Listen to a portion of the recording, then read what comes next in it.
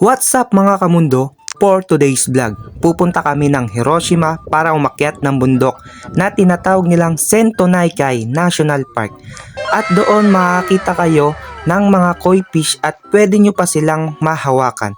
Napakalawak nga pala ng lawa dito at napakaraming water lily na may mga bulaklak at talaga namang dinarayo ito ng mga parokyano dito sa Japan. Lalo na kapag nag-bloom na ang mga bulaklak. At kung stress ka sa buong linggong pagtatrabaho mo dito sa Japan, ay tamang-tama lang itong lugar na ito para may refresh ang utak mo. Kasi bukod sa napakaganda ng ambience ng lugar, ay talaga namang nakaka-relax ang bawat huni ng mga ibon at mga kulisap. At napaka-refresh din ng hangin at tamang-tama din siya for picnic, kaya naman talagang dinarayo at pinupuntahan nitong lugar na ito. At dahil nga Father's Day nung araw na yan, ayan si Kuya Manny at ang asawa niya si Kayomi-san ay nag-celebrate dito.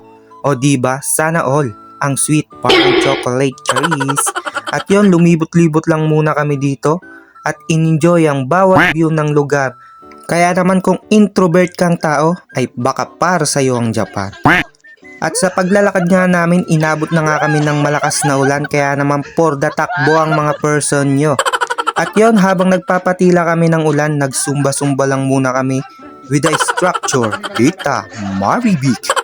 Yun, diba? Nalaga namang napapasayaw at napapaindak tayo dito. At fast forward, pumunta naman kami sa Undaki of Imoshi Waterfalls. At syempre, bago kayo pumasok dyan sa temple, magbibigay galang muna kayo dyan.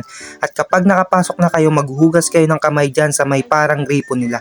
At yan ang makikita nyo sa lugar na ito. Talaga namang sulit ang pagod mo kapag nakita mo ito. At dito sa temple nila, nagdasal na din tayo. Bale, maghahagis ka lang ng barya dyan, tapos magbabaw ka, and then isang clap, tapos magdadasal ka na, then after mo magdasal, baw ulit, tapos kakalimbangin mo yung bell nila para marinig ang iyong panalangin. At pagkatapos mo kalimbangin yan, magbabaw ka na ulit. At dyan, pwede din kayo magsulat ng mga dasal nyo o mga pangarap nyo sa buhay at pwede nyong ilagay dyan. At pumunta na nga kami ng falls at ito nga ang bumungad sa amin. Talaga namang mapapawaw ka sa ganda ng falls na ito at napakadami din tao that day. Talaga naman napakaganda ng falls na ito.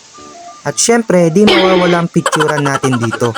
Likas na sa pagiging Pinoy ang pagkuha ng mga litrato lalo na sa mga magagandang lugar gaya dito.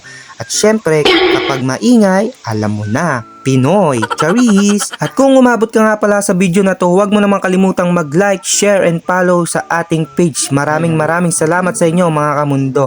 At yon, nag-onsen nga pala kami dito for the first time. Kaya naman talagang sobrang sulit talaga dito at tanggal ang pagod mo. Yun lang mga kamundo, hi! Chane!